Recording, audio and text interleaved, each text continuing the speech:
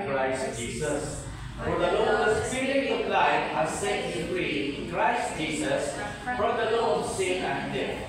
For God has done what the law, weakened by the flesh, could not do, by sending His own Son in the likeness of sinful flesh and for sin. He condemned sin in the flesh in order that the righteous requirements of the law might be fulfilled in us, who walk not according to the flesh, but according to the Spirit. At ang Panginoong Diyos na ang nagdagdag ng kanyang mga kababala para sa bawat isa po sa atin sa ating pagbasa ng kanyang mga salita.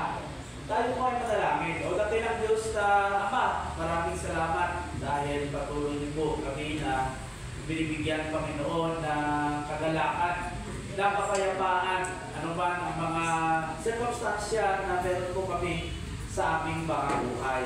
At lagi po kami binibigyan ng lakas upang sa araw ng linggo, Panginoon, ay nandito kami upang magsama-sama na magpuri at magsamba sa inyo. Panginoon, patuloy po kami na humihingi ng inyong banal na paggabay. Patuloy po kami na humihingi ng kapatawaran kung meron sa po nakikita na kasalanan, karamihan sa aming puso at isipan.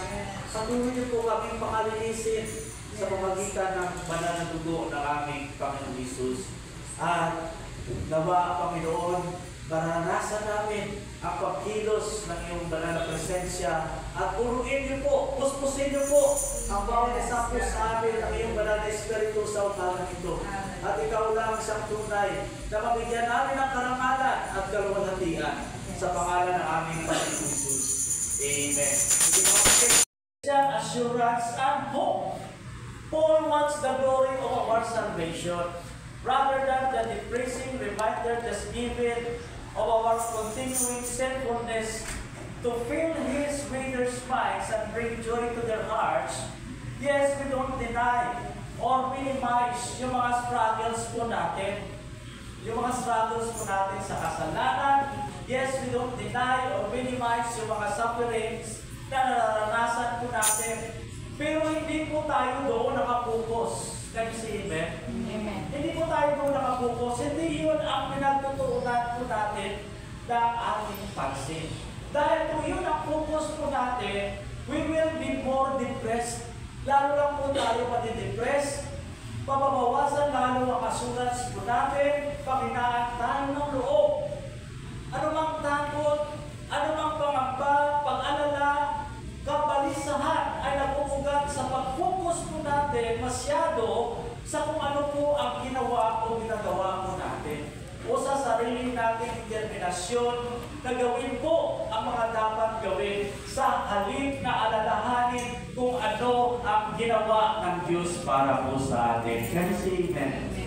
Our new identity in Christ at sa kanyang unwavering commitment na tuparin at tapusin ang lahat ng ipinangako para sa atin. Ito ang sinimulan niya ipaalala po sa atin. Dito po sa binasa po natin kanina sa Romans chapter 1 verse 4. Purihin po ang Panginoon. What is our eternal hope? Una mga kapatid, no condemnation. Sabi niya natin, no condemnation. Sabi niya kanina sa verse 1 na binasa po natin, there is therefore now no condemnation for those who are in Christ Jesus. Simula pa lang po, dito po sa verse 1, jump back ng solid gospel realities. There is therefore now no condemnation for those who are in Christ Jesus. At naniwala po ako na tayong lahat na nandito po ngayon ay nasa ating Panginoong Jesus. Can you say amen, mga kapatid? Kaya nga wala na ngayong kahatulan, parusa sa sinumang na kay Kristo Jesus. Yung salitang therefore o kaya nga ay nabuugnay sa mga naunang sinabi ni Apostol Pablo. Kung babasahin mo ang chapter 7, wala namang klaro at direktang connection dito. Maliban na lang siguro doon sa problemang dulot kapag maalala mo ang laki ng kasalanan mo in the past, pati sa ngayon. O Bridget Panda ay sabi diyan sa chapter verse 24. So gustong i-address po ni Apostol Pablo ang problema yun. Siyempre, kailangan natin alalahanin yung bad news of our sinful condition apart from grace. Pero mas dapat po natin alalahanin yung good news. Kayo si Amen? Amen. Kaya natin yung mga masasamang balita, lalo na sa panahon po natin ngayon, di ba, wala na tayo marinig na mga mabuting balita, halos masasamang balita na lang. Pero mabuti na lang, merong good news sa salitaan ng Diyos. Amen? Palapakan po natin ang Panginoon. Ito naman yung mga pinapaalala ni Apostol Pablo na restatement lang din at hawig sa chapter 5. Parang itong chapter 6, chapter 7 ay parenthesis sa fruit of thought ni Paul to deal with a specific issue tungkol sa kung patuloy bang pagkasala, gayong pinatawad na ang mga kasalanan natin at ituring na matuwid dahil sa ating Panginoong Jesucristo. Sabi niya kasi sa Romans chapter 5 verse 1, therefore, since we have been justified by faith, we have peace with God through our Lord Jesus Christ. Ayos na ang relasyon po natin sa Diyos. Kayo si Amen? Ayos na. Sabihin natin, ayos na. Ayos na ang relasyon natin sa Diyos. Justified na tayo. Itinuring na matuwid by grace alone, through faith alone, in Christ alone. Pero dito po sa chapter 8 verse 1, hindi lang sinabi ni Apostol Pablo na there is therefore now justification for those who are in Christ Jesus. No condemnation. Sabihin natin, no condemnation. Yung salitang no ay nasa simula ng sentence sa Greek by the N-O emphasis. Bakit? Kasi kailangan ipaalala po ito.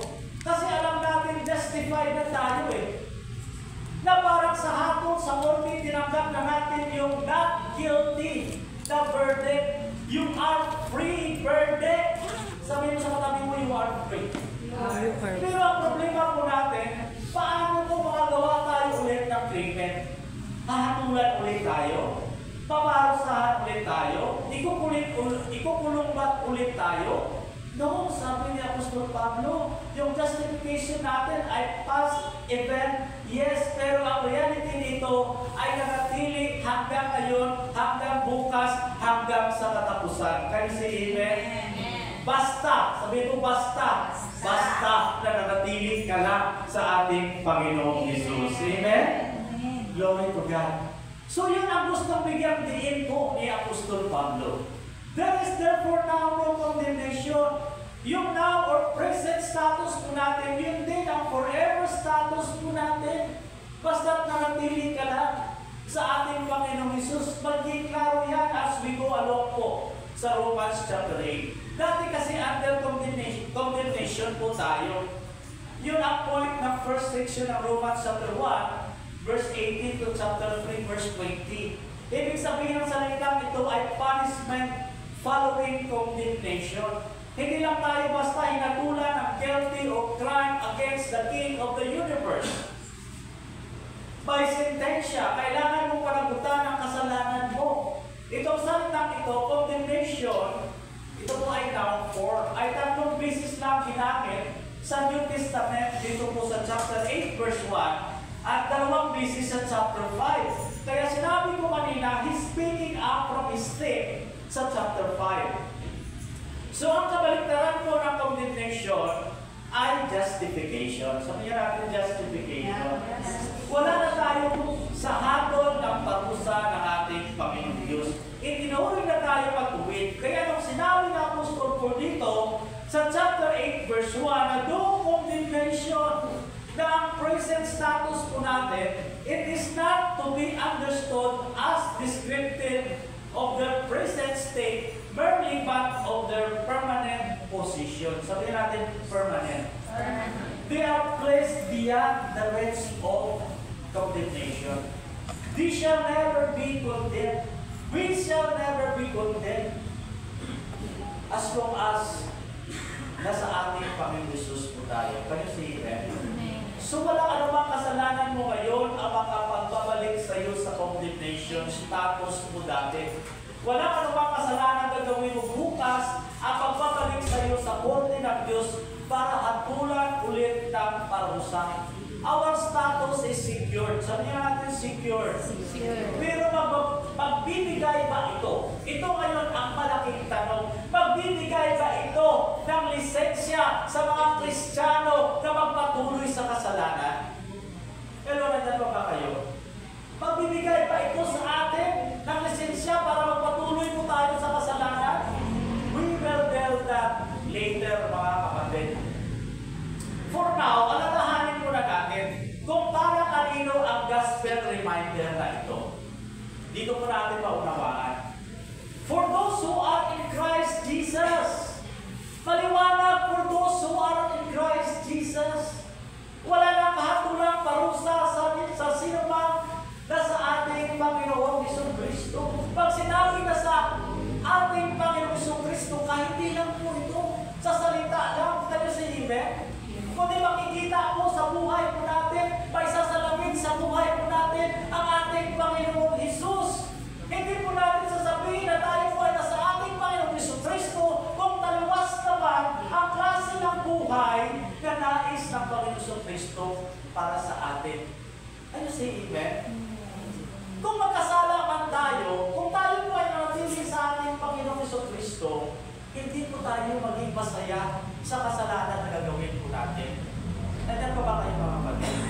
Hindi gaya ng dati na kapag tayo po ay nakagawa ng kasalanan, ini-enjoy natin, pinagmamalaki pa natin, ipinagyayabang pa natin.